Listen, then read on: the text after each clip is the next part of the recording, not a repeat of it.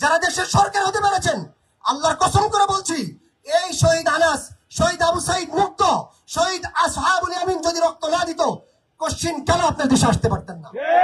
শহীদ ওসমান হাদি রহমতুল্লাহ আলাইহির যে কোনো প্রোগ্রামে আমরা দেখেছি আমাদের কোন মাদ্রাসার শিক্ষার্থীরা, কোন মাদ্রাসার আলেমরা তার পাশে ছিল। কেমন আছেন আপনারা? ভালো আছেন? এখানে আমার সামনে শহীদ পরিবার বসে আছেন এবং অনেক আহত পরিবারও বসে আছেন।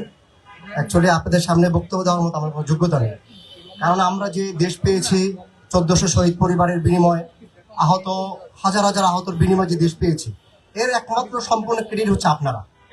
এবং কোরআনে আল্লাহ সুবহানাহু ওয়া তাআলা ঘোষণা দিয়েছেন, শহীদদেরকে মৃত বলা এবং মৃত ধারণা করা দুইটাই হারাম।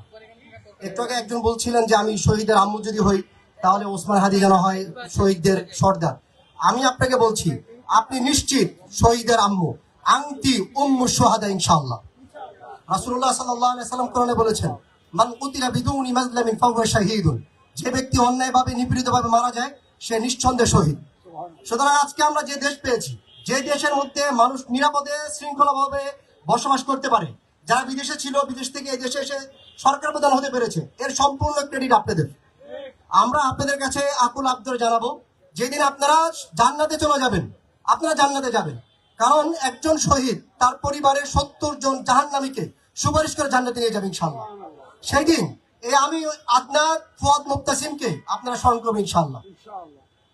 আমি দ্বিতীয় যে কথাটা বলবো, দেখেন কওমি মাদ্রাসার শিক্ষার্থীরা বা কওমি মাদ্রাসার আলেমরা কেন রাজপথে নেমে এসেছে।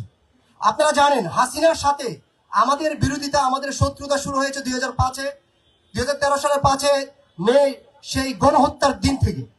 আপনারা এরপরে জানেন 2021 সালে মোদী বিরোধী আন্দোলনে আমরা সামনে থেকে নেতৃত্ব দিয়েছি, এবং যখনই এই দেশে ফ্যাসিস্ট বিরোধী যে কোনো আন্দোলন হয়েছে, কওমি মাদ্রাসার শিক্ষার্থীরা, কওমি মাদ্রাসার আলেমরা তাদের সাথে একত্রতা পোষণ করেছে এবং তাদের পাশে ছিল। 2024 সালে আমরা কেন রাজপথে নেমেছি? আমরা রাজপথে নেমেছি হাসিনা এবং আওয়ামী লীগ থেকে 5 মে ঘটে যাওয়া গণহত্যার প্রতিশোধ নেওয়ার জন্য। আমরা সেদিন কেন রাজপথে নেমেছি?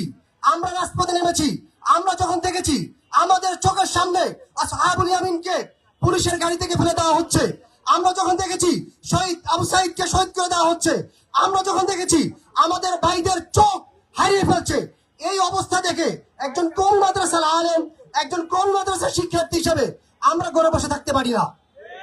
আমরা আপনাদেরকে বলবো, কোন মাদ্রাসার শিক্ষার্থী, কোন মাদ্রাসার আলেমদেরকে আপনারা ব্যাকডেটেড বলতে পারেন, আপনারা সেখানে বলতে পারেন, কিন্তু বিশ্বাস করেন এই কোন মাদ্রাসার শিক্ষার্থীরা এই দেশের দালাল, তারা এই দেশকে ভালোবাসে। আপনারা দেখেছেন ওসমান হাদি যখনই যে প্রোগ্রাম দেখেছে, নো ওসমান হাদি, শহীদ ওসমান হাদি রহমতুল্লাহি আলাইহি। আমরা ওসমান হাদিকে শুধু ওসমান হাদি বলবো না, আমরা কি বলবো?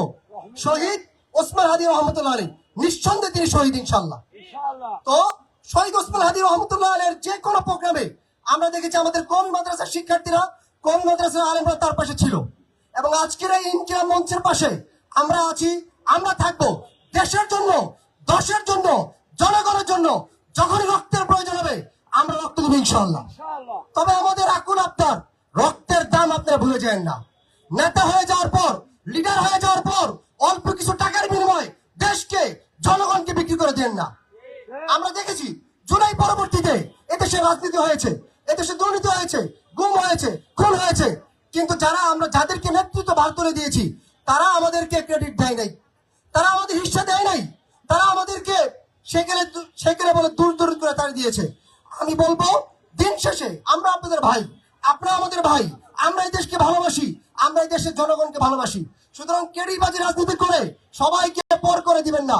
আখের হাসিনা যদি এই দেশে ফিরে আসে কাউকে কিন্তু মুক্তি দিবে না। আপনি হাসিনাকে আপনারা চিনেন, 45 বছর পর যেখানে জামাত ইসলামের বড় বড় লিডারদেরকে ফাঁসি দিয়েছে, বিএনপির বড় বড় লিডারকে ফাঁসি দিয়েছে, হাসিনা আসার পর যারা প্রোফাইল লাল করেছে তাদেরকে ছেড়ে দিবে, এই কথা যদি ভাবেন তাহলে আপনি বোকা স্বর্গে বসবাস করছেন। হাসিনা সেই নরপিচাস, যেই নরপিচাস আসার পর আপনাকেও ছাড়বে না, আমাকেও ছাড়বে না, আমাদের কাউকে ছাড়বে না। সুতরাং আমাদের ঐক্যবদ্ধ থাকা দরকার, আমাদেরকে একমত থাকা দরকার। জুলাই নিয়ে এখানে আমাদেরকে একমত থাকা দরকার। শুধু জুলাই মাসে কেন আমরা আন্দোলন করব? এই শহীদ পরিবার যারা হারিয়েছে তারা জানে তারা কি হারিয়েছে। বিবিসি নিউজ আমি দেখেছি, এক মহিলা বলছে, এক বোন বলছে, আমার কি বিধবা হওয়ার বয়স? আমরা দেখেছি এক বাচ্চা তার চোখ হারিয়ে ফেলেছে, সে তার বাড়ির উঠানে রশি ধরে হাঁটছে। এটা কি এই জুলাই রক্ত দিয়েছে এই জন্যে যে তাদের পরিবারগুলো ছন্নছাড়া হয়ে যাবে? আমি যারা দেশে নিরাপদে দেশে আসতে পেরেছেন, যারা দেশের সরকার হতে পেরেছেন, আল্লাহর কসম করে বলছি, এই শহীদ আনাস, শহীদ আবু সাইদ মুক্ত, শহীদ আসহাবুল ইয়ামিন যদি রক্ত না দিত, কোশ্চিন কেন আপনার দেশে আসতে পারতেন না? সুতরাং এই শহীদ পরিবার, এই আহত পরিবারের রক্তের দাম দেন। এদেরকে আপনারা মূল্যায়ন করেন। যদি মূল্যায়ন না করেন, দুদিন পরে হাসিনা আসার পর এরা কিন্তু আর রক্ত দিবে না। আল্লাহ সুবহানাহু ওয়া তাআলা এই কথাগুলো বোঝার, আমল করার আমাদের সবাইকে তৌফিক দান করুন।